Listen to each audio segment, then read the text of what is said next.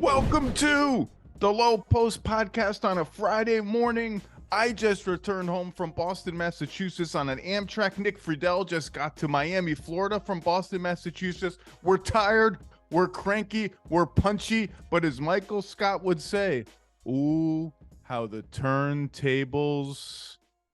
Wait a second. The Miami Heat and the Boston Celtics. Oh, baby. The Miami Heat's 3-0 lead feels like a distant memory now. It's bloody sock time in Game 6. The Celtics have roared back into the series. The Heat's three-point shooting extravaganza has fallen back to earth. The Celtics all of a sudden look like the deeper and more talented team that they were the entire regular season. The team that I had the poor guys at ESPN Stats and Info comb through all of NBA history to confirm my suspicion that the Celtics are on paper, by far the best candidate in NBA history to come back from a 3-0 deficit, given their seeding, the Heat seeding, the fact that they have home court advantage, all of it. Gabe Vincent's injury has taken the Heat down below the critical mass of necessary rotation players, especially when they clearly have very little confidence left in Kevin Love and Cody Zeller, both of whom had their minutes reduced and or eliminated in the competitive portion of last night's shellacking in Boston. And now, Mr. Friedell, now the Miami Heat find themselves in a situation quite similar to the Boston Celtics found themselves in all 13 years ago against your Orlando Magic, the 2010 Orlando Magic, who I thought were maybe the best team in the entire NBA, dropped the first 3 games of the conference finals against the number 4 seeded underdog Boston Celtics, came back and won the next 2, and forced a very pressurized underdog home Game 6 to try to stave off history in Boston. That's one of the Shrek and Donkey games of the Nate Robinson, Big Baby Davis era. Sorry to bring back memories. And that's what it's going to be like in Miami tomorrow night, because obviously the Celtics have been bad at home, but if they get this one in Miami, they're going to be feeling great. They're already feeling great. You cue up the Johnny Damon Grand Slam clips, my cousin Derek Lowe throwing sliders and curveballs right by the Yankees in Game 7 at Yankee Stadium. F the Yankees, by the way. Just have to get that out of the way. Mr. Friedell, you're back in Miami, my friend. And if they don't win Saturday night, Mr. Lowe, I think that is a wrap. I would never say 100% for sure, because Jimmy could have a crazy Jimmy game, but I think it's important for us to start right there. Jimmy looked human for the first time in the postseason. In Game 5 in Boston, they really limited him. But as I've watched him in this series, he looks like he's tired. He really does look like all those minutes have caught up to him. So it is imperative for him now over the next 24 hours or so to recharge the batteries and do whatever he has to do to take a deep breath and pour everything that they've got into Game 6. I would expect him to play all 48 or really, really close to it, and watch the Heat just push all the chips in to try and finish this thing, because Boston is playing with a different level of confidence. And when you are not getting those shots that Max Strus hit and Duncan Robinson hit, and you're playing without Gabe Vincent, his status for Game 6 is still uncertain, and there are all those variables, it has to come down to Jimmy. And if Jimmy is not putting up 40-plus points and carrying that whole team down the stretch, this Heat team is in big trouble. Well, the tell for me last night was that there were several possessions on which he got the Derek White switch that he has brutalized through the first couple of games of this series. And forget the ones where Derek White kind of stood him up and didn't go for his pump fakes, and Jimmy really didn't kind of mow him down other than 1 or 2 possessions. Like those are good defensive possessions. Derek White's going to do that every once in a while. He's going to block a shot every once in a while. I thought it was telling that on some of those possessions, he kicked the ball out 1 pass away and didn't ask for a repost. I thought it was even more telling on some of those possessions when he got the switch that he didn't get the ball or ask for the ball at all. There was one where he got it in the first half, I think in the second quarter, on the right wing. They ran an action to get him that switch, and he just sort of faded over to the baseline, and the Heat were like, oh, let's just kick it around. And Caleb Martin ended up going one-on-one and drawing a foul because Caleb Martin has become a combination of like Steph Curry and Michael Jordan in this series, I think. But I thought that was very telling. And Jimmy has averaged 19 a game over the last 3 games. Now, they didn't need him in game 3, so chalk that one up to that. And then he had 29, but a 29 where that left you feeling a little wanting in game 4. He missed a lot of bunnies in that game, and last night just didn't really get into the game. Then they sat him in the fourth quarter for most of the fourth quarter and said, yeah, we're done. We're going to rest you for game 6. And Bam was silent last night and has averaged 13 points a game in the last 3 games, 13 points. And I thought one of, if not the biggest stories of the game last night was, and you could see this brewing at the end of game 5, was Boston has started to switch more and switch in lots of different places, including Horford onto Butler and daring him like, we don't actually think you can beat Al Horford that badly. And he did not last night, and putting everybody but Derek White onto Bam on switches. Yep. And the Heat looked caught off guard by that last night. They looked like they did not have a plan for it. And by the way, credit Joe Mazzulla. Like, we're sitting here talking about Boston making an adjustment. They caught Eric Spoelstra maybe a little on the back foot, and they dumped it to Bam in the post. Bam had 8 post touches last night, according to Second Spectrum. That's his most of the playoffs, his second most in any game this season. Would you like to hear the points per possession numbers the Heat generated on those 8 post touches, Mr. Friedell? I feel like there's a big yikes coming here. It's a yikes. 0.286 points per possession. Not so hot. And it's because the Celtics wings, other than White, are very strong and hard to move. It's because Bam is not a great back to the basket player. And it's because for the first time in this series, the Celtics started to show the Heat bodies when they had a matchup that they liked, the Heat liked. So, and it's not necessarily a hard double team. It's just not standing in no man's land. It's not staying home. It's doing what the Heat do, which is dig down a little bit, slide back, make you think, zone up, get your hands out, get on your toes, get in between, be in no man's land, kind of, but be active in no man's land, and make you think, make you uncertain, make you second guess. That's what the Heat have been doing to Boston the whole series. That's what Boston did last night. It helped that Haywood Highsmith played and they didn't guard him and he made threes. But I thought their defense was really, really good. And I think going into game 6, item 1 for Miami, other than Jimmy's just got to play a Jimmy game and Bam's got to play better, is if those switches are coming and now you know they're probably going to come, what do you do to counter them? And I think that's going to be an interesting subplot. I think you're spot on. Because when you watch that game and you were looking to see what Bam was going to give you, every time they switched, he just couldn't take advantage of what was coming.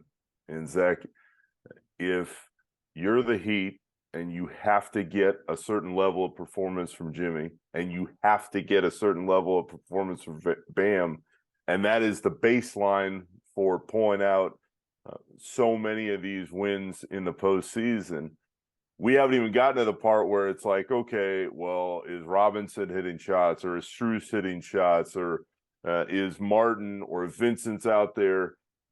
Who is that other person who helps? But Bam just has not played that well in these last couple of games. You know who it was not yesterday, Nick Friedell? Kyle Lowry. And he was awful. And awful in that game.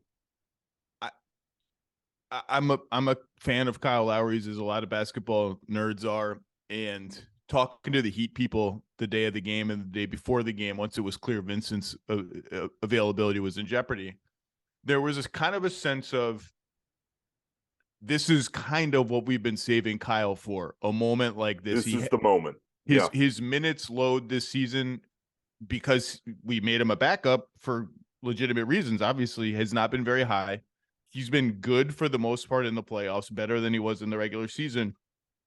They were ready, I think, to dial him up to 30, 35 minutes last night without Vincent, and he just wasn't up to it. And he wasn't up to it right from the start. And I mentioned the Celtics switching. That's one thing they didn't switch. They dropped back against Kyle Lowry's pick and rolls, and we're like, we're going to chase you over the screen. We're going to make you hit long twos. We're going to make you make decisions in space. And he just made a bunch of bad decisions. He would jump to shoot and then decide, I don't want to shoot. I'm going to do the Kyle Lowry thing where I do in the regular season, which is pass up shots that I should take. 4 turnovers and 4 points. Just, I hate to say it like this, but just a total no-show in a game where they absolutely needed something from their point guards, because that was a place where Boston was not as willing to switch, or if they were, that's where you needed kind of a jitterbug point guard to like reject picks, to fool the switch, to split screens, to split 2-man games if they switch or they try to blitz. And that's what Gabe Vincent's been doing, and Kyle wasn't able to do it. Zach, in so many ways, that game last night was over in about 6 or 7 minutes. And it was a boring game, honestly, for a game of that magnitude. It was very boring. Is this going to get exciting at any point? And it didn't. But part of the reason it didn't is because Lowry came out, and those first few possessions, he already had 2 turnovers. And you're going, well, this isn't good. And to back up what you were saying, we got to shoot around yesterday morning, and Spoelstra didn't want to reveal exactly who would start in Vincent's place, but everybody figured, all right, it's got to be Lowry. And he kept saying, this is our Hall of Fame quarterback. And to be able to put that guy in this lineup is exactly why he's here, because he has the confidence of everybody having been through all these big moments before. He won the title in Toronto. You referenced all the years that he's played in big games. He's shown up. He's delivered. I mean, go back to that Knicks series from a couple weeks ago. He was really good, and he was hitting from the outside. Scoring points, and also just doing all the annoying Kyle Lowry things, poking away rebounds. All over. Drawing charges, just like just all the boxing people out in a very annoying way. Just be an annoying Kyle Lowry, and I mean that as affectionately as possible. And once they didn't have that, everything unraveled from that point. And what you realize at this point for the Heat is it's still within Lowry to have a big game, sure, but the consistency that the Heat and Spoelstra were hoping to see is gone. You just don't know anymore night to night which Lowry's going to show up, and that makes Vincent's absence even more. But Zach, I'd add this point on. We started talking about Bam and the adjustments the Celtics made on him and how Spoelstra's going to have to bounce back. What I thought was interesting in Bam's brief press conference last night was he's sitting there going, it's very clear what the Celtics are doing now. They are getting the ball and running as fast as they can up the floor, and they're trying to knock down shots from the outside.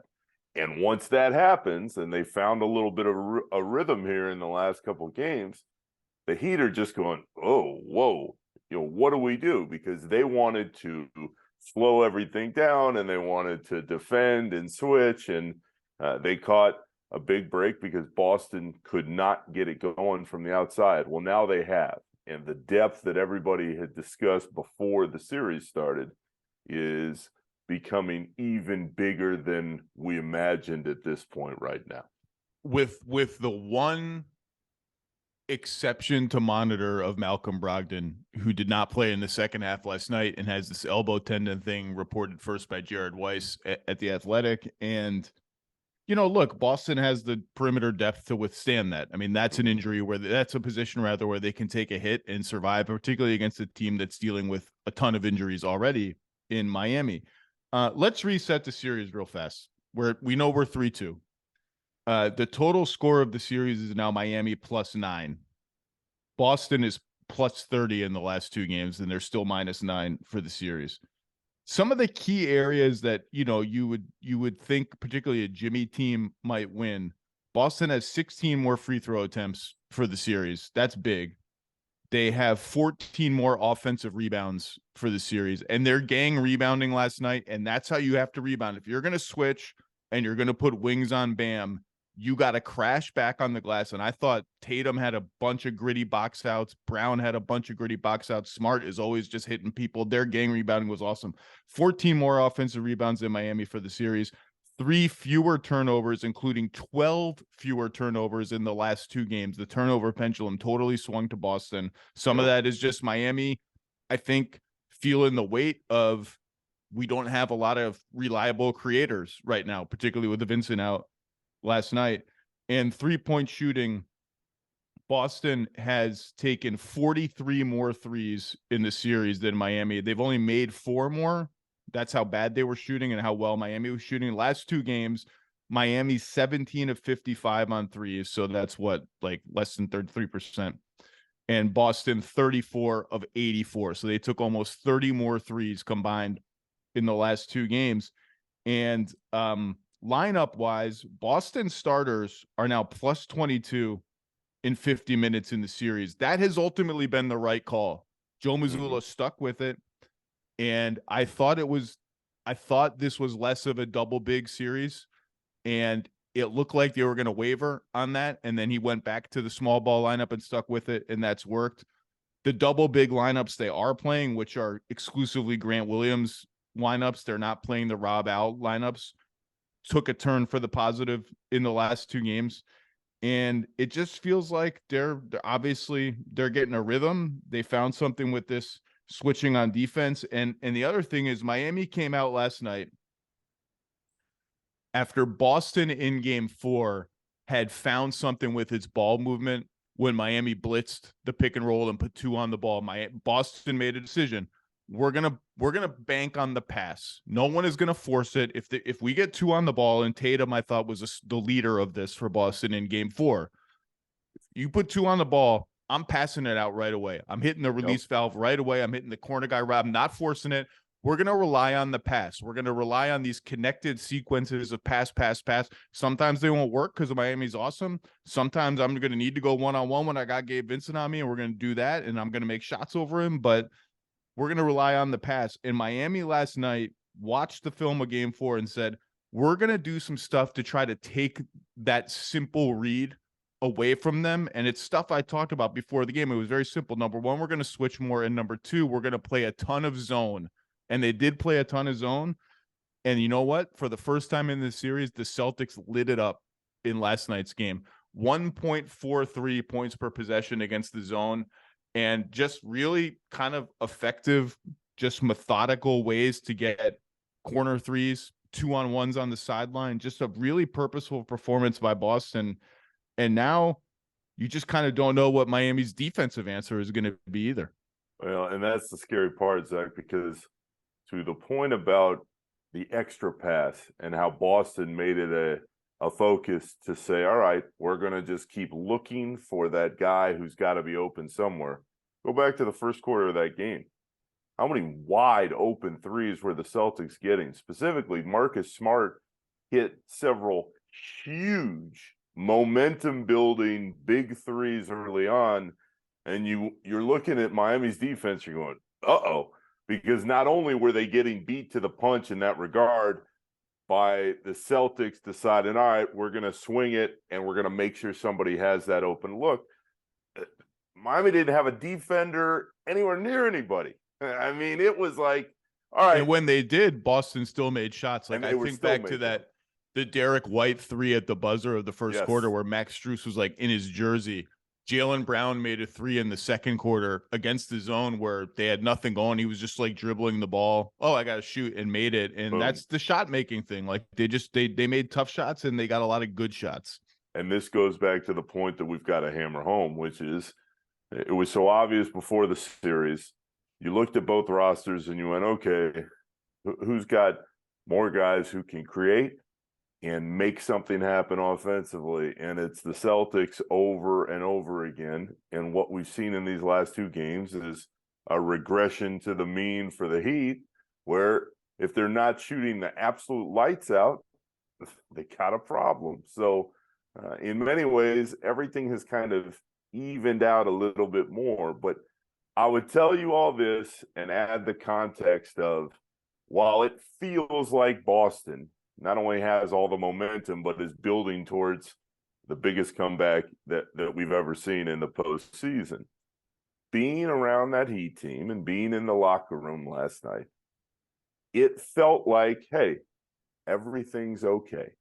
Jimmy's walking up, Zach, to the podium, and he's eating popcorn. And he's going, we're going to find a way to win on Saturday. We're going to make it happen. I saw him walk. Saw him walking out. We said hello with his agent and his main kind of training guru walking out of the arena, and that we kind of exchanged a joke about just nothing, but not the series, and everyone was all chuckles and eating popcorn, chuckles and eating popcorn. Like, he's certainly not going to evince any weakness. That's one thing for sure about Jimmy.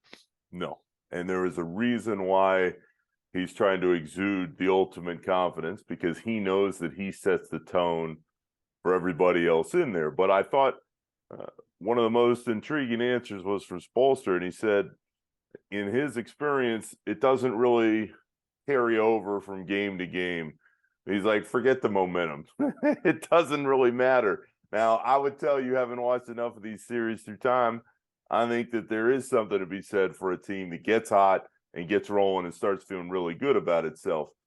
But this team, this Miami team, still right now thinks, okay, well, we got drilled these last couple of games. Forget about it. Going to game 6, get Jimmy rolling. And Kevin Love was in there, and he said, we expect Jimmy Butler to be Jimmy Butler on Saturday night. And if that's the case, especially early, you can knock down all this hype that's around Boston right now, and you could just say, hey, we get the ball to Jimmy. He's going to create space for other guys. They're going to get the same looks they've gotten throughout the series. They just have to knock them down. But anybody who's thinking, oh, no, Miami's lost these 2 games and the sky is falling, that is not what they were projecting after that game last night. Well, a couple of things.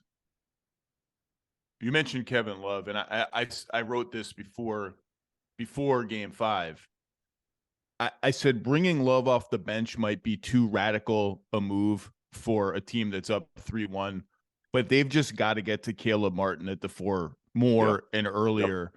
Yep. And I think now, with them having brought Love off the bench in the second half last night, depending on Gabe Vincent's health and whatever, I think it might just be time to start your best lineup and ride it as long as possible. Maybe it was past time. They're still plus 30 for the series in 73 minutes with Butler, Bam, and Martin on the floor, who have been their 3 best players.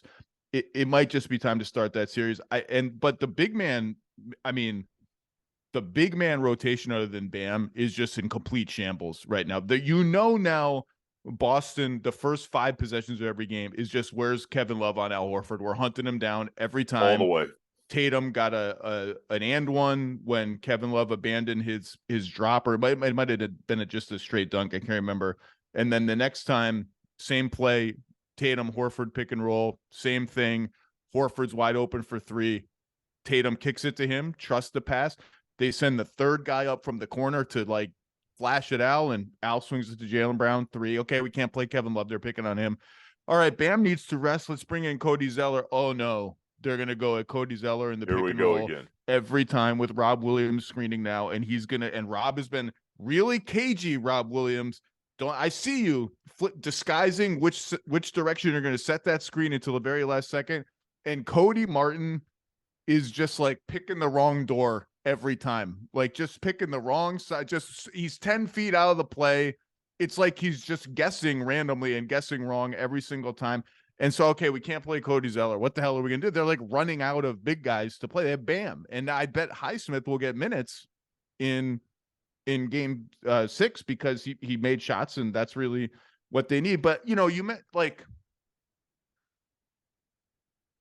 I would pay, and the stories will come out at some point, and I don't know what the stories are. I've heard a lot of different things. I don't know what's true, what's not true. I would pay good amount of money to get in a time machine and be in the Celtics locker room at halftime of game 3 and after game 3, because not only have we not seen a team rally from 3-0 ever, not only have we not seen a team rally to get to game 7 since 2003, the Blazers, 20 years ago. By the way, Damon Stoudemire was on that Blazers team, was the Celtics assistant coach until like February when he left for Georgia Tech. Damon Stoudemire, if he were on the bench now, he'd be getting asked this question every game by reporters. Not only have we not seen that in 20 years, just the game 7, I just don't recall. And I know Kevin Pelton found examples of teams going down 3-0 and winning and losing in blowout fashion in game 3 and then coming back to win game 4. There are blowout losses and there are blowout losses. And that loss in game 3 was as blatant and obvious we give up, we're not playing together anymore loss as you will see a good team have. And to come back from that and to come back this way and win 2 in a row this way and immediately snap back into togetherness is one of the rarest things that I can recall in the NBA.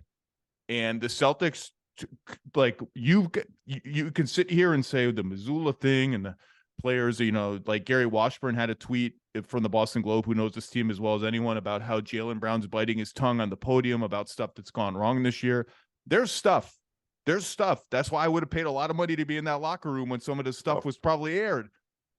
But it takes some strong backbone and culture to, in a moment, go from that to this. And by the way, I'm making Red Sox jokes like bloody sock, and they clearly are all saying, don't let us get one, like Kevin Millar said in 2004. We had the idiot sign in there last night.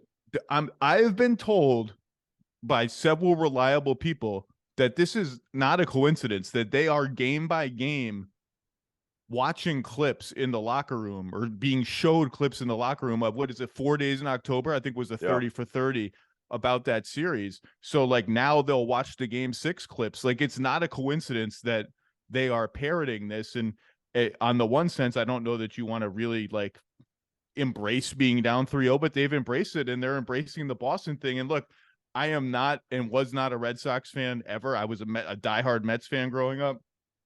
I say this as affectionately as possible.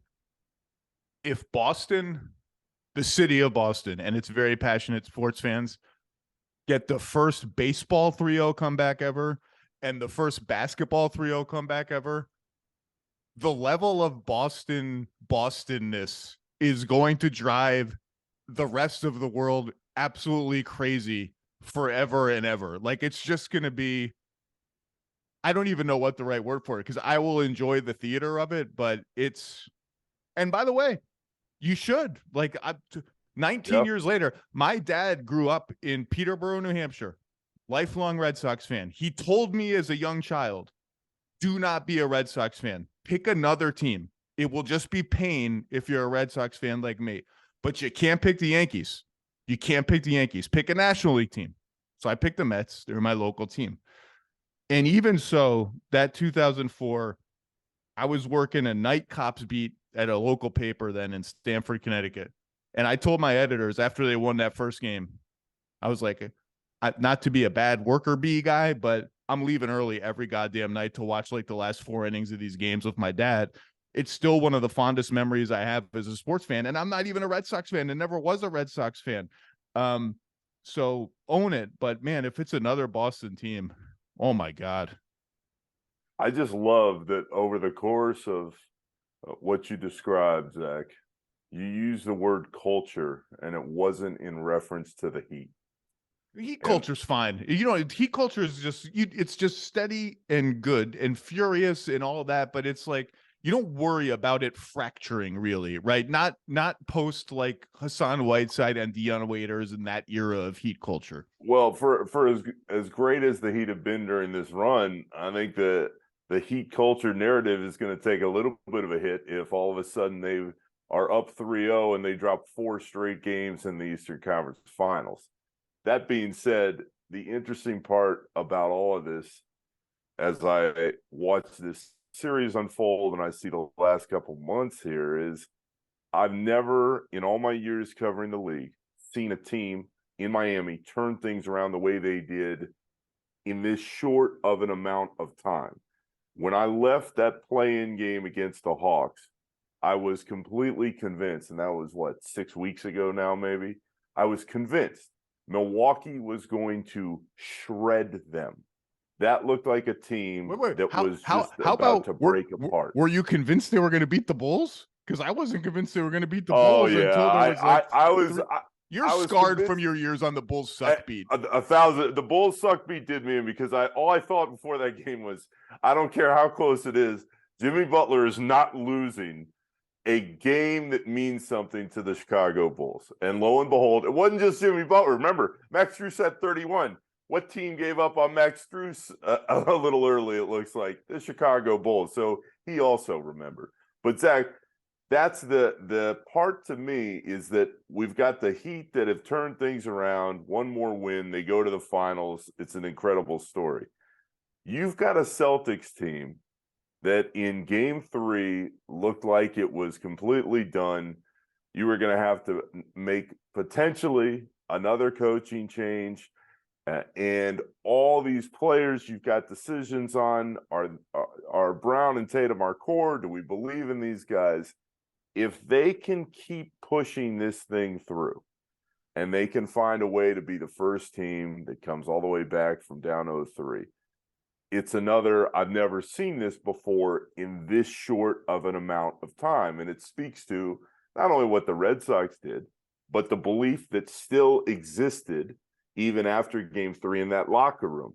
And there are going to be the stories that pop out. But what was so impressive to me is you hit the second half of game 4, Miami with one more push figured, all right, they're going to the finals. They're going to get some time off and they're going to play the Nuggets. And it didn't happen. And even if Miami goes and wins game 6 and they find a way through, they absolutely screwed themselves because they didn't allow for all that extra time to rest prior to the finals. You have added all the intensity of these last 2 games, all the minutes, and now you're going to walk into the finals against a Denver team that's been off for a week and a half. So in so many ways, to me, I think Miami is in trouble, even if they get through this series, because they put themselves at such a disadvantage the way they were unable to close the Celtics team that has belief now that didn't seem to exist a few days ago. No disrespect to the Heat. I mean that not in the Richard Jefferson way that disrespect is going to follow me saying no disrespect. The Heat have had a playoff run for the ages to be admired. There's probably a better than 50-50 chance that it will continue beyond this just because they have the 3-2 lead. Denver's best case scenario, I think, is the Heat sneaking out this series and having to really, really gut it out and play a ton of minutes. They keep home court advantage.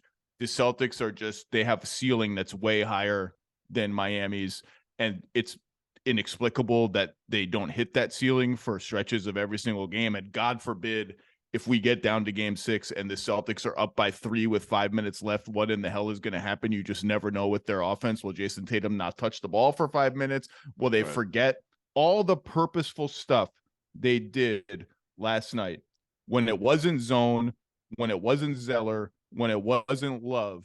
It was as soon as Duncan Robinson comes in the game and they try to hide him on Grant Williams pinned down for Jason Tatum. What are you going to do? You going to switch? You don't want to switch. So you're going to chase him around the screen. I'm going to get open on the pop. I'm going to drive. I'm going to draw a foul, or you're going to leave me open for a 3 and I'm going to make it. Max Strus, Jason Tatum just made a decision.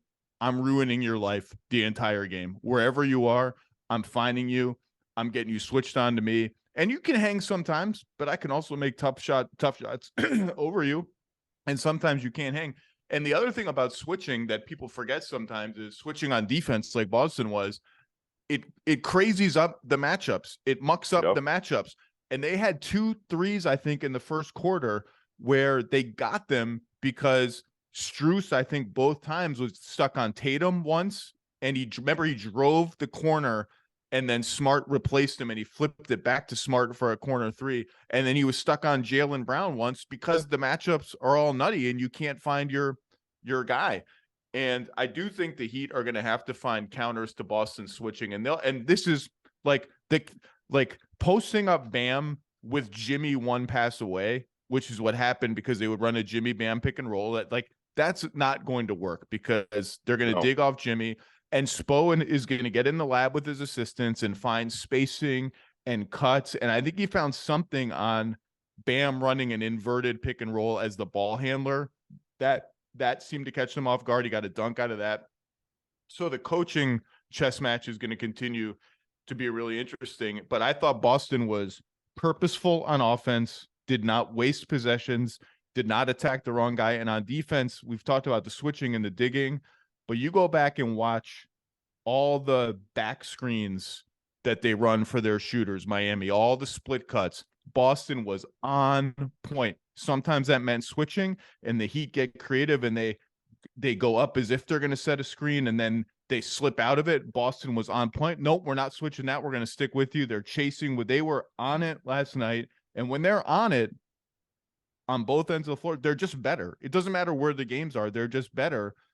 Their problem is that they will go through 6-minute stretches where they just forget how to be on it, and I think the Heat are going to need them to suffer through that kind of stretch at some point in these next 2 games to win one of them.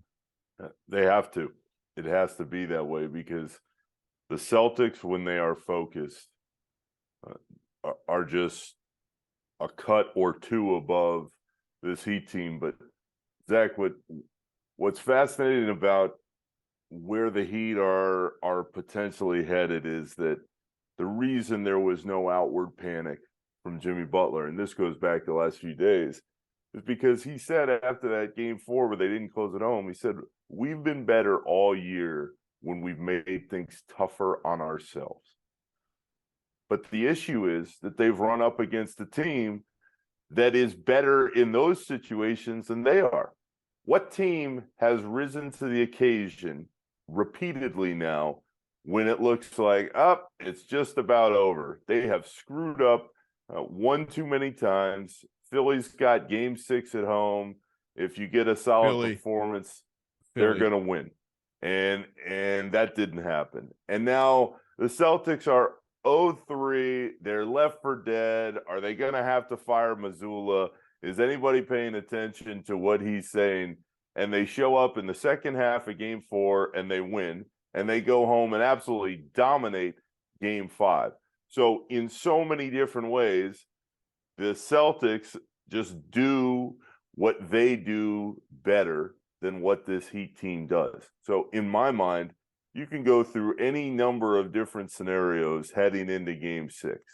If Miami wants to win, it needs the Jimmy Butler type game that we saw against the Bucks in that series a couple times, and that we saw against the Celtics in the Eastern Conference Finals in game 6 last year. They need him to take over and dominate because the Celtics look finally like they found their focus and they know how to protect it. Now, can they disappear for a few minutes at various points? Absolutely. And to what you're saying, if Miami's going to win, they're going to have to. But Boston has found something that works for them. And I don't see that part of this changing in the short term with just how much confidence they're playing with right now. Some of it is shot making, like Derek White, 6 threes. Some of them were tough. Some of them were open. You don't really make 6 threes all that often, but they have made shots. And just briefly, a couple other things I want to give love to. Rob Williams has gotten steadier defensively as the series has gone on. And I thought his positional defense last night, particularly when guarding Bam, sometimes switching, sometimes not, was just rock solid. Met Bam on the other end of those pick and rolls and said, you're not going to roll behind me for dunks. All right. And you can see that they're scared of Bam's dunks because they've actually conceded a couple layups on the pick and roll because they're worried about the lob to Bam. Rob was rock solid. And Tatum, 11 assists. I've mentioned the passing and getting rid of the ball earlier. My favorite example from last night's game, I just want to shout it out because it's just a simple little thing, but every good team has possessions where you just pass for the sake of passing, for the sake of seeing what happens if you force the defense to do stuff, for the sake of making everyone feel like they're involved. So Tatum had the ball. It was, I think, 4:20 left in the third quarter. He's dribbling the ball on the left wing. Derek White's coming to set a pick for him, probably because Strus or Duncan Robinson is on him or somebody that Jason Tatum wants to beat up. And he sees on the right wing the Heat starting to like overload the paint off Horford and Jaylen Brown in the corner. And like Bam's way off Horford. I think there might have been some confusion. And Jason Tatum says, you know what? I'm aborting plan A. I'm just going to slingshot this baby to Horford on the other side of the floor and see what happens. And what happened was both the Heat defenders on that side of the floor, I think it was Bam and Haywood Highsmith, closed out on Horford, which left Jaylen Brown open in the corner. Horford hit Jaylen Brown. Jaylen Brown drove the baseline, hit Marcus Smart in the opposite corner. Marcus Smart swung it to Tatum all the way back around the horn to Jason Tatum. And Tatum got the ball up top. Rotations in chaos. Nobody's on him. Drove and drew a foul. That's passing just to do it. It's passing just to keep it moving. And as much as you want to hunt mismatches, and there's a place for that, and as much as you got to figure out the zone, sometimes you got to do that and make the Heat make 6 rotations. And the Celtics have done that much better in the last 2 games. Man, you got to get some sleep before game 6, because I'm not going to be there. You're going to be there. Perhaps I will see you on Memorial Day back up here in the Northeast. But this has turned from, well, it was great theater of one kind after 3 games, the theater of the car crash and like, oh my God. Can't look away. And now it's, at some point it's going to happen. And even game 7, like I said, hasn't happened in 20 years. And you can feel it. You can feel the tension. You can feel the history around the series. So enjoy Miami. Don't go clubbing on South Beach too late, because it's a big day tomorrow, Mr. Friedell. Don't go to any velvet rope places where you got to wait outside. You know, just take it easy down there, okay? I'm making one stop at Capitol Grill. Ooh. And that will do it for me on South Beach. There you go. It. But yeah. Zach, I'd bring us full circle in this sense. You were talking about the Celtics passing the pass. What is so evident in their games in the last 2, they trust each other. And the trust that wasn't there at various points, especially in game 3 that just disappeared, is palpable again on the floor.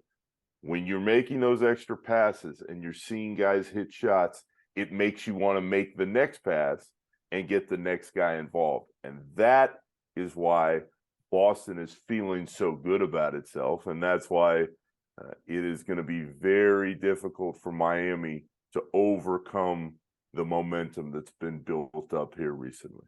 You know what, Nick? I trust you. I would pass you the ball. I'd set a pin down screen for you if you had a mismatch. I trust you to keep the offense moving. All right.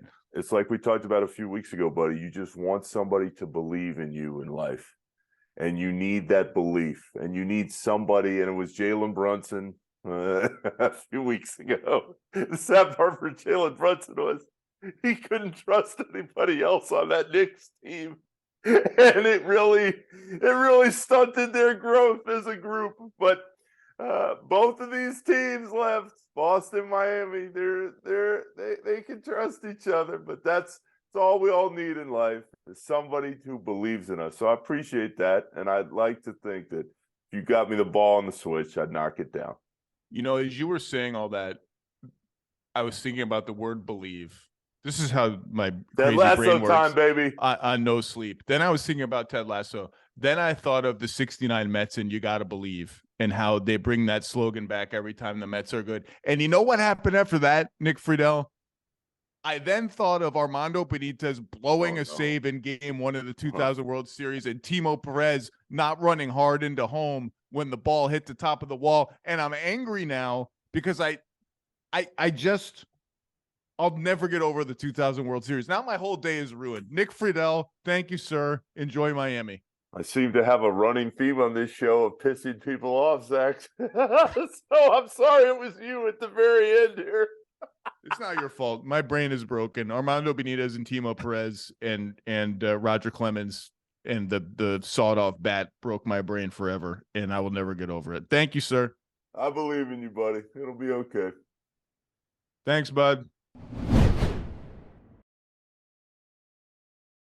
And now, boy, am I excited to welcome in our next guest. Just sitting in Denver like the Nuggets. I mean, Jokic had time to go back to Serbia if he wanted to. That's how long the Nuggets are going to be off.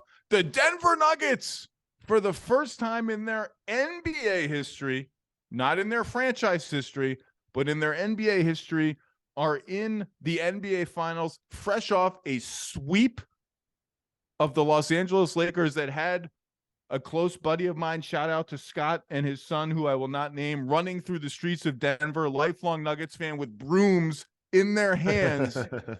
Shout out, Scott. I miss you. I hope to see you soon. Adam Mars of DNVR Sports. How are you, sir? I'm doing great. This was a season of first time being the number 1 seed, first time getting a sweep, first time beating the Lakers in a playoff series, and of course the first time in the NBA Finals. So a fitting season of first for the Nuggets. We have no X's and O's and strategy to talk about because we do not know who the Nuggets are going to play. So you can just luxuriate in a moment of unprecedented, almost triumph. Not quite triumph yet, right, because this team is built to win the title, obviously. I have not spent all that much time in Denver in my life. I know enough to know that there's the Broncos and everything else. And there's a huge gap between the Broncos and everyone else, but there's the Rockies, there's the Avalanche, and there's the Nuggets.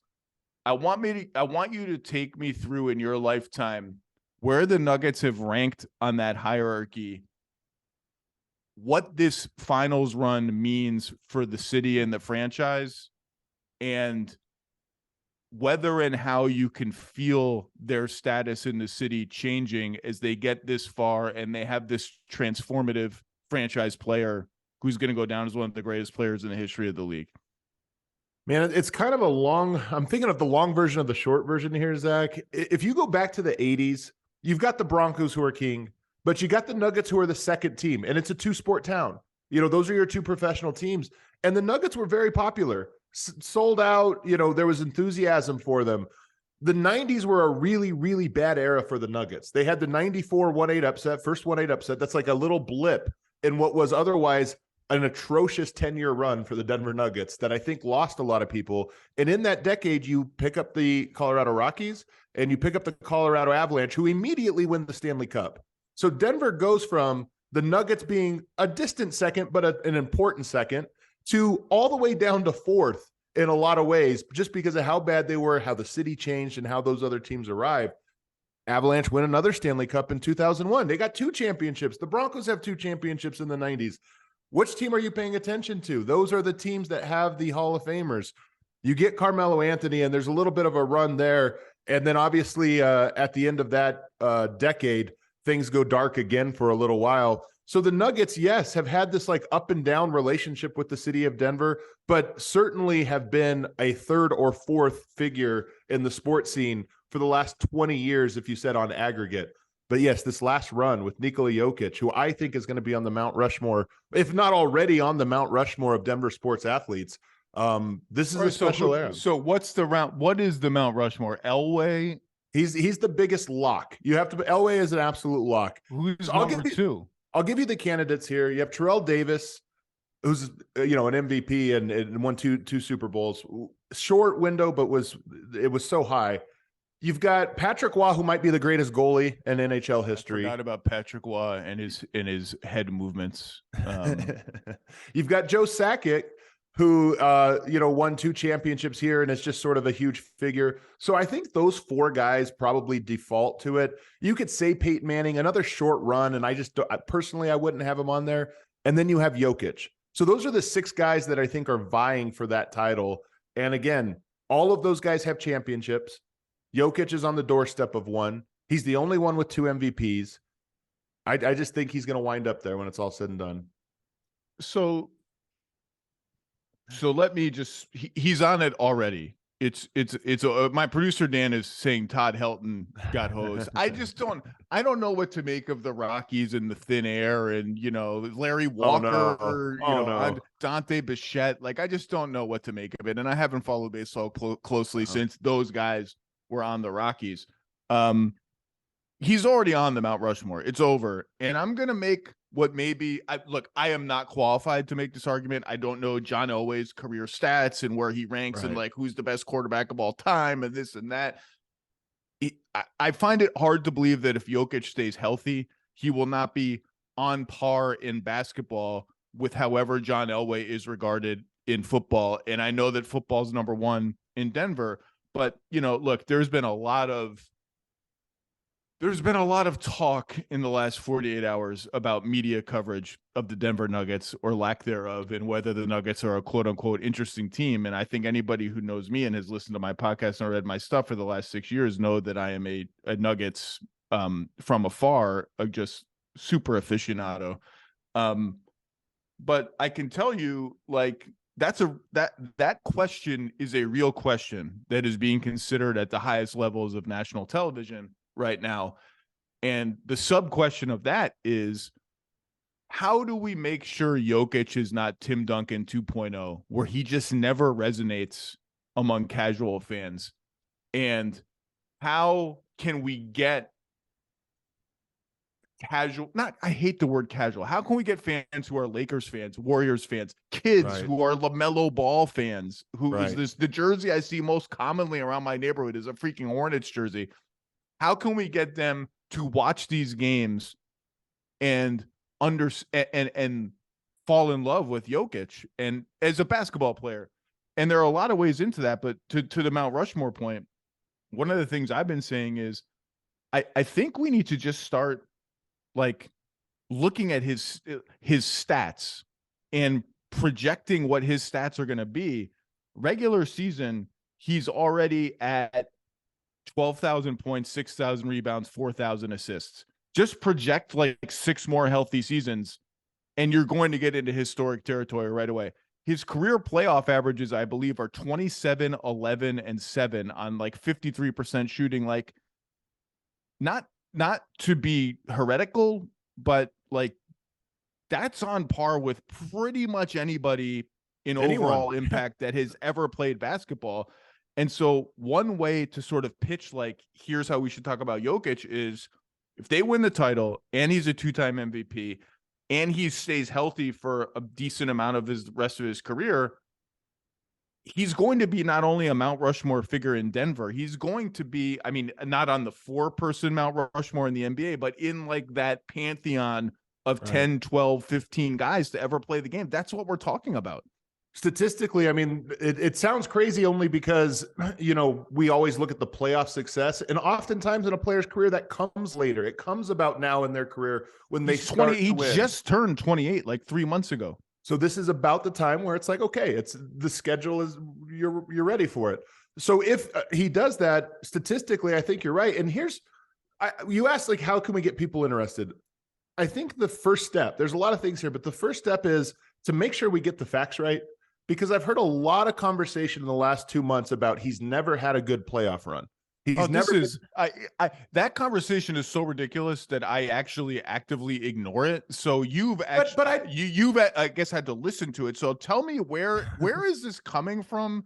How is it possible that it exists? I don't understand. It's a lot of mostly television talking heads, but influential television talking heads that are, well, he's never had a good playoff run, this or that. He's had nothing but good playoff runs. One of the few players who puts up great numbers, whose numbers have gone up in the playoffs. The assists have gone down, but the scoring, the production, and then the big moments. He has a lot of big moments, including a game winner in a game 7 over the reigning defensive player of the year. Some monster triple doubles in a game 7. So he has some big time performances. He played 65 minutes in a playoff game. You're talking about Rudy Gobert in the bubble, by the way, for people who don't remember, and just had a game winner in a series against LeBron and Anthony Davis. And then I think you start to craft some of the narratives. So one thing, you compared him to Tim Duncan, and Tim Duncan, obviously a great player. I think if you just said, would you rather watch a Tim Duncan highlight reel or a Nikola Jokic highlight reel? To me, it's not comparable. Maybe it's a controversial statement, but I think Jokic, he has Magic Johnson passing. Like the passing reel is one of those ones where if you just watch the top 30 passes of his career, they're all will make your jaw drop. So the highlight reel, I think, is in a class that is worthy of, hey, this is a guy worth watching. You never know what you're going to get. And then, of course, I think one of the things that have really popped for him in this playoffs is He's a really good tough shot maker in a unique way. We often think of tough shot as spinning, fall away, looks beautiful. Jordan with the leg out, and holds it. Jokic has all of these game winners, tough shots, clutch buckets that look like mistakes. And if you see it once, you might think, my God, that's the luckiest thing. But Zach, you've watched him all this time. How many big shots does he have that look like, what was that? Well, I mean, JJ Redick said the words Sombor Shuffle on First Take, I think. And I don't think enough people know what that is for him to say that on TV. And that's an issue in and of itself. But one of the other things I pitched is, if you let me do it, I would like to go in my bank of Jokic stuff as we get to the finals and do a TV segment that's, here are 5 signature Nikola Jokic plays. Like the Sombor Shuffle and probably 4 passes that he makes regularly. Now they're spectacular, so it's not like he's making them every possession, but here are things to look for. And here's why this guy's special. And maybe my favorite one is one where he's just holding the ball 30 feet from the basket on the right wing, not looking at anything, and just whips the ball to the opposite corner. And I just laugh every time. And I think there is an appetite for that, because in his way, I also think you mentioned Magic Johnson. With a guy like Jokic, who's a quiet personality, he's not quiet. I mean, he's funny and he's entertaining in his own way, but he's not going out of his way to be on Instagram and have memes and engage with the media. And that's fine. That's his prerogative. I feel like the discussions about him on a national scale are always like a year behind where he actually is as a player. And that's been so like you hear sometimes like, well, by the end of his career, he might be like 2 or 3 years ago. It was like, he's in the running for best big man passer of all time. It's like, no, he already is. Like, that's over. Yeah, and now it's like, if he keeps this up, like, you might mention him toward the end in the same breath as Jason Kidd and Steve Nash and Magic Johnson. Like, no, that's what he is already. He's already one of the best passers in NBA history. Like, that's what he is.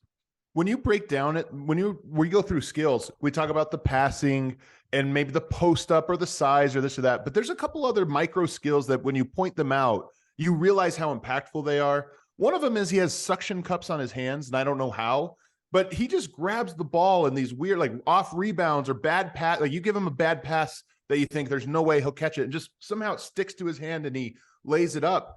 And then he has the play. You talk about signature plays. This is a lame one, but again, you pointed out, you start to notice, because he doesn't jump very high, he rebounds so well sometimes by tapping the ball really quickly off of a rebound so that his second jump, he can grab it. So 2 players jump, he taps it quickly, comes down, goes back up and grabs the second one, and then finishes it all quickly. And it's something that happens maybe every other game. He'll get a rebound and a putback just off of that, tapping it real quick. He's probably the best floater zone shooter we've ever seen. I'm talking about of all players. He has the best touch on those. So you start to break down these skills and you think, okay, not only is he the best passing big man, he might be the best floater zone shooter. He has arguably the best hands ever, or at least the S tier. He's tied for best hands ever of any player from any position. And then he's an elite post-up player, a great jump shooter and great screener, and then reads the court in the S tier. So he's got all of these skills that add up to say, if you're number one at 4 or 5 different things on a basketball court, you're probably an all-time great. I want to go back. I don't want to crown Jokic prematurely, although we've already clearly done that. I just like, what's the city like right now? Is it Nuggets mania? Has he become as he and Jamal Murray, who's been spectacular the whole playoffs, and their 2-man game is as beautiful as basketball gets? Is it like you go to a bar and people are talking about the Nuggets? Is it you have friends who have never really been basketball fans who are like now asking you questions about the Nuggets? Like, is all that happening right now? I've definitely heard from some people from high school that I haven't heard from for a long time, just knowing I'm doing this and haven't reached out, maybe follow on Facebook or this or that. So yeah, there's some of that. I will say, and then yes, to just the conversation, Nuggets is not a thing you talk about at the checkout counter. It is a thing in the Broncos season, especially in their heyday. They've been bad for a while, but in their heyday where Sunday after a big win, wherever you would go to the gas station and they're talking about, hey man, do you like that game? It's not quite to that levels, but I will say there's an interest. You see a lot more jerseys around. I think it could be more though.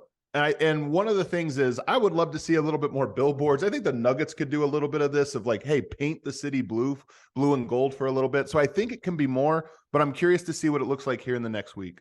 Yeah, whether you get the first 2 games, which means Miami wins the East, or you get 3, 4, 6, which means Boston wins the East, you're going to feel like when the finals feels so much different than the conference finals, it's staggering. Like walking to the Celtics game yesterday in Boston versus walking to a Celtics game in the finals is when the weather is good. It's just a completely different level of scene.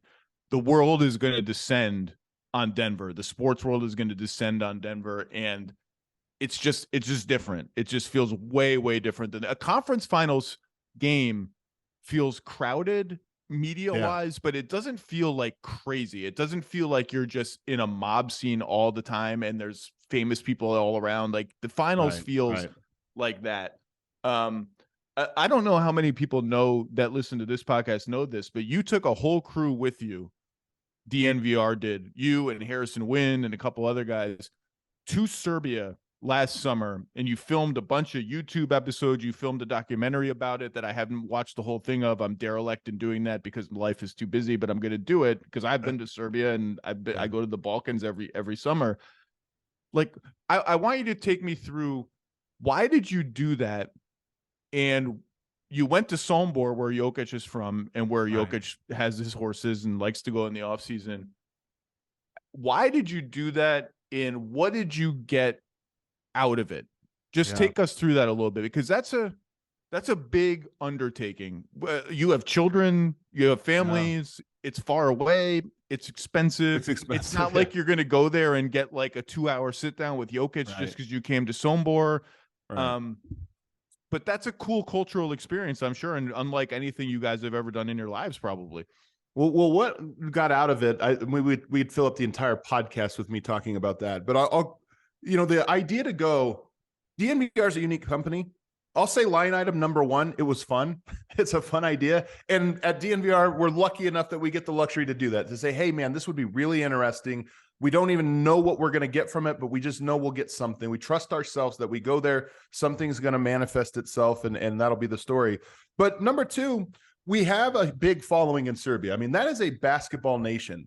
It is a basketball nation. So we have a big following out there, and hey, let's go meet some of our fans. Let's go talk to them. Hey, man, they're all going to be, what time will the games be on there? If they're 8:30, like 4, 5, 6 they will. If I could be in a bar in Belgrade at tip-off of one of those games, it's going to be insane. Like, it's not going to be like people waking up and like, I'll flip on the game in my living room. The bars are going to be open and they're going to be crowded for these finals games. And by the way, Zach, they've been doing this for 30 years. I mean, they first had their players arrive in the NBA in 1989 with Vlade Divac. So they've been doing this for a long time of, hey, that's the rhythm of it. Los Angeles was even an hour back, so they would be up even an hour earlier. But so you have so we wanted to go out there and meet our fans, and then lastly, to learn a little bit more about Serbian culture and Serbian basketball history, which I knew there was a history, but I think like most people, like, okay, there's some players that come from that region. I did not know, Zach. It's perhaps the basketball nation. I said yesterday on a show, U.S., the basketball nation, and then the Soviet Union or Lithuania, and I think I said then Serbia. The hate mail I received for saying that. They say, no. We are at least number 2. Don't put us below anybody else. And if you look at Yugoslavia as a whole, which of course formerly comprised of all of those, Croatia, Bosnia, Serbia, of all those nations, they have a lot of gold medals. They have a lot of history that goes back 100 years, by the way. 1923 was when basketball was introduced to Serbia from an American Red Cross worker. So we are on year 100 of basketball there, perhaps not coincidental. But they have this history and this infrastructure and this pride that they really purposefully set out to make themselves into a basketball nation. And as a result, they had an incredible 20-year run of gold medals in international competition, including over the U.S. multiple times. Spain and France both now have a say in the number 2 conversation currently, because the players change and they just keep making the finals and the semifinals of all the big European international tournaments. But, Serbia probably provided Jokic plays, probably has the second best team on paper in the world. But so who did you meet there? Did you meet any Jokic family and friends? Did you see the horses? Did you see any of the horses? Did you get to ride in the harness with his horses? Did you get anything like that? Didn't get a ride in the harness, but I'll tell you this quick anecdote is that, I wrote Nikola before, said, hey, we're going to go to Sombor. Is there anything off limits? Like, I don't want to trudge. That's his private space. Is there anywhere off limits? And he said, no, but you won't find it. So I made that a challenge. Like, let's go find out. And as a result, we went to KK Joker, which is the basketball club in Sombor that he now owns, KK Joker, and he operates. We got to go there where he grew up playing the game and met his former coaches, saw all of the infrastructure and all the cool things that he has going on there. We went to the horse stables, yes, to both the track, the hippodrome, and also to his stable where he received the MVP. We were escorted there by one of his personal friends. We went to his favorite restaurant and had his favorite meal, which, by the way, these are stories that when you're here, through the years, you accumulate these little details, but they don't make sense to you. Wait, what's his favorite meal? So he called it fish stew. But it's called paprikash. So it's and I didn't know this. So you get that detail and you think, okay, well, I'll look that up when I go there. Apparently it is in Sombor. That's what it's known for. So he's an extremely locally proud person that Sombor is known for paprikash. And that's what that's his favorite meal, but we got to have that at his favorite restaurant. So all of those things, like when we went to Sombor, we got the full red carpet rolled out for us. And then, a bunch of other people, former basketball players, his agent, people at the Serbian Basketball Federation who really helped us walk through the history of basketball in Yugoslavia. So there was no shortage of people. I slept maybe 4 hours a day for 8 days straight. And those were conversations that started at 8 a.m. and ended at 4 a.m. and basically just repeated every single day. Did Jokic flee when he knew you guys were coming? We see, like, this is a great time for me to go see somewhere more remote than somewhere, because these dudes are coming from America. I want no part of it. I mean, he sees us all year long, so I'm sure there was an element of that. But the thing that made the trip perfect, and I mean this when I say that trip was perfect and everything worked out unbelievably well, is that he was with the national team that week. So he wasn't actually around. Oh, that's right. But it culminated with, we spent 1 week there, and it culminated that on the last day, he played against Giannis and Team Serbia versus Giannis and Team Greece in an important World Cup qualifying game. They needed that game to qualify for this year's World Cup. And it took place in Belgrade, which I think Jokic has only played since he came to the NBA. I think it's his second time playing in Belgrade. So for a lot of fans in Belgrade, that's the only time they get a chance to watch him play. So it was a huge game, and it was an unbelievable game. I went through the sort of 5-year arc of this team a couple episodes ago, and I want you, as someone who follows it day to day on the ground there, just the journey from Jamal Murray tearing his ACL until now. And obviously a lot of things changed between then and now in terms of personnel. KCP, Bruce Brown, Jeff Green, all hand in glove fits for how the Nuggets want to play. Tweaks to their defensive style, more variety in their defense, going small with Aaron Gordon at the 5, which is something you and I talked about months and months ago. A lot of things have changed. Aaron Gordon was already there, and I want to talk more about him later. But, you have these 2 seasons after his injury that are successful seasons, and they're MVP seasons for Jokic. You win a round 1 year, lose to the champs the next year in the first round. But did you, as someone covering the team, did the fan base, were there thoughts during that period of like, yeah, this is cool, but it's empty, and did we miss it? Is this going to be it? Or was there always a faith that, like, we're just waiting for this team to be fully formed again and it'll be there? I mean, we called it purgatory. So I think that gives you a sense of what it felt like. It felt like, what is the story here? We're just waiting. We're all holding our breath. And I'll say this, if we go back the timeline that you're talking about, you get Aaron Gordon. You've talked about this on your show numerous times, but you get Aaron Gordon, and there was a 7 or 8 game run there where the Nuggets looked like, it's time. All right, this is what we've been waiting for. Let's go. And right then Murray, tears his ACL, and it's all over. I will say, when you ask about what was the value of that, so I think Nuggets fans, everybody knew that the Nuggets weren't winning a title until Murray came back and was 100%. Was that 1 year? Was that 2? Turned out it was 2. But during that time, it wasn't inconsequential, because I think 2 things happened. One, the chemistry between Jokic and Aaron Gordon went through the roof by necessity. Aaron Gordon spent a whole season being the second best Nugget, so you're going to develop a chemistry there that is paying dividends now. But more importantly, and by the way, they get along really, really well on and off the floor. They are very tight. Personality-wise, it's underrated how much we talk about basketball fit and, how do these players play each other, but personality fit's important too, and a lot of personality fits on this Nuggets team. But the most important thing to come out of the last 2 years is Nikola has always been a reluctant scorer, and he increased that even in his MVP season. Murray got hurt at the end of that. He won the MVP with Murray for most of that. But I think that going into that playoffs and then obviously spending the next season without Murray or Porter forced him to learn, I think, to be more comfortable being aggressive, to score a lot more. And so when those guys came back, he perfectly and seamlessly went back to being more of a distributor. The points went down a little bit, but we saw a 53-point game in this playoffs. We've seen some big scoring outputs. It's there now, and he is so comfortable being a big game scorer and just flipping the switch. That's one of the things about Nikola is it's not, I'll come in tonight, I have to be aggressive. Tomorrow I'll be, no, he just reads it. And if it's, oh, they're guarding me this way, 50 points. The Gordon trade is a visionary move by Tim Connolly.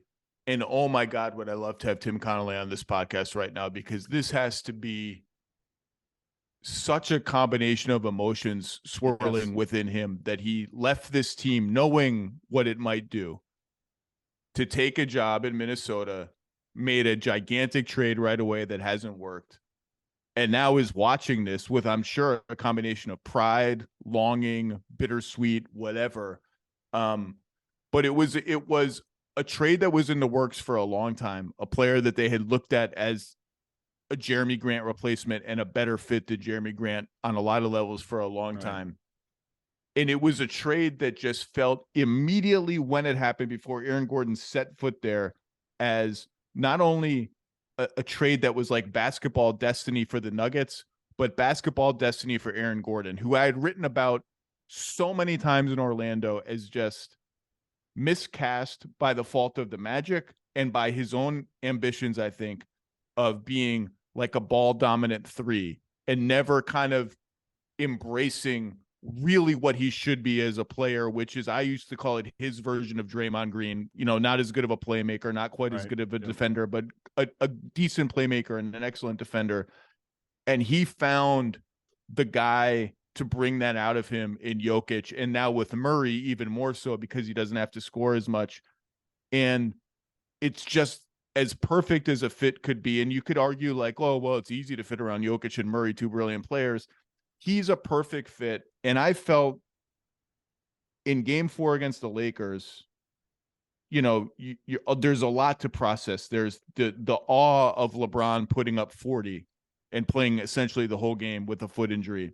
There's Anthony Davis disappearing and then coming back and scoring 10 in the fourth quarter.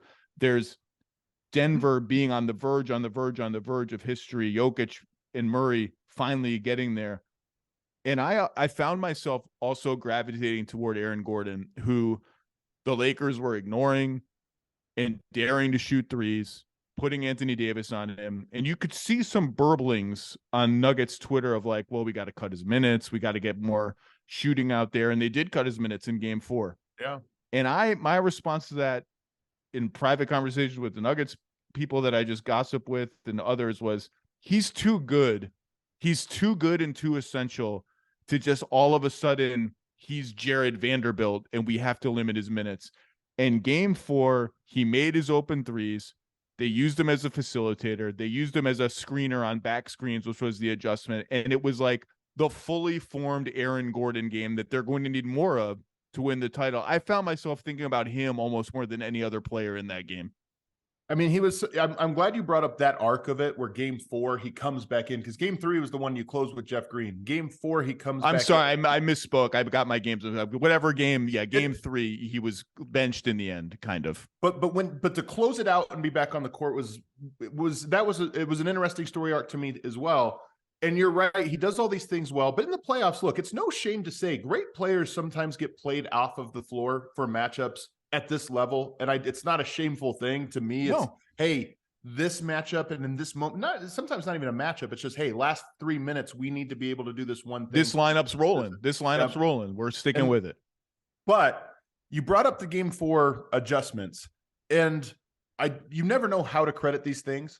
But after the game, Michael Malone called Jokic Coach Jokic, right? He took over. And I know Malone well enough to know the offense in that series was great. The Nuggets, I think, went Jokic on the court, 125 offensive rating. So I think there's a reluctance to say, hey, we need to focus on how to attack them when they're not guarding Aaron Gordon. In my opinion, I think the Nuggets focused in on their defense and some of their other things. But the offense, for all the laughing about the Rui adjustment, oh, that's going to stop him, that actually is the best way to guard Jokic. If you have a 4 big enough and smart enough to just kind of keep him, make him work, and then you have a roaming 5, that has been where teams have found some success. Again, if the bar is lower from 125 offensive rating, can we just get that down to 120? That's manageable. That's the win. You get it down to, like, if we have a good offensive game, we can win. And so that's what the teams are trying to do. And it did stymie Denver, and it's why Jeff Green closed in game 3. But with Aaron Gordon, I really suspect that Jokic was the one in game 4 saying, like, no, we need to solve this problem now in the clutch offensively.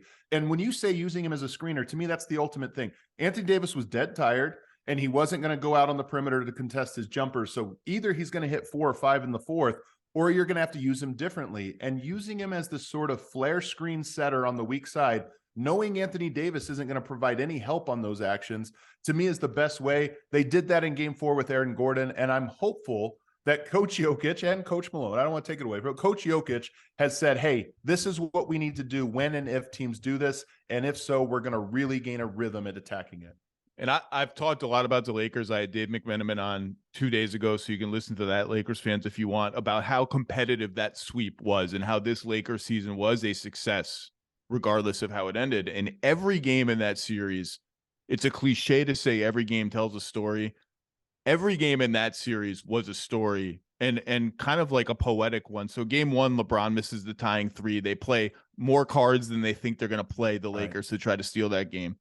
Game 2, I've talked about, is like, I watched that game and like, oh, that's a moment for the Nuggets. Yeah. That's a prove it moment, rallying from a deficit, getting on the verge of a 2-0 lead in a place that you've never gotten out of in the NBA.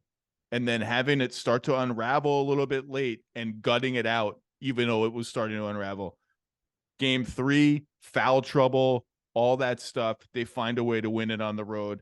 And then game 4, just nip and tuck the entire way. This team is not going away. We can't land a knockout punch.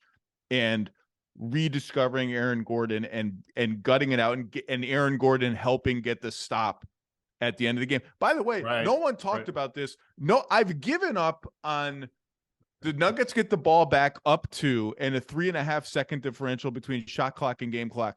I guess nobody will ever do the thing where you just run the whole shot clock down and launch a 3 and end the game. Like, I'm screaming at Jamal Murray, why are you shooting with like 7 on the shot clock, man? Just stop. Just heave it up. I guess no one will ever do it. Yeah, that's a funny detail. Magic Johnson had one, by the way. I've seen a clip of it where he gets a steal and he throws the perfect pass all the way down court so it rolls slowly to the corner, and it wastes maybe 7 seconds just rolling, and then the buzzer sounds before it goes out of bounds. And I think that's the greatest throwaway pass I've ever seen. But to your point, here's one thing, because I don't mind that these were all close games. They all could have gone either way. They were that close. One thing, though, I push back on, because I think Denver dominated the series.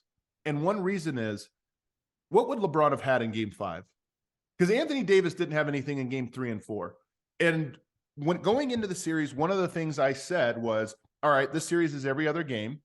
The Nuggets have the endurance And I think the toughness edge in this one. And when I say toughness, what I just mean is they're younger, and Jokic and Murray are both so good when they're exhausted. They just are so good at pushing through it. It's why they've come back from 2-3-1 deficits. It's one of the reasons they've come back from 2-3-1 deficits, and they've been so good in elimination games. They have an incredible ability to play through those moments. And that's how this series played out. Game 1, Anthony Davis was a monster. Jokic obviously outplayed him. That was an all-time performance. Game 2, you saw him run out of steam. Games 3 and 4, I think he had nothing left. And that was part of the design. Is Jokic is one of the most exhausting players to go up against. LeBron guarded him for a while, emptied the chamber. And guarded him quite well, too.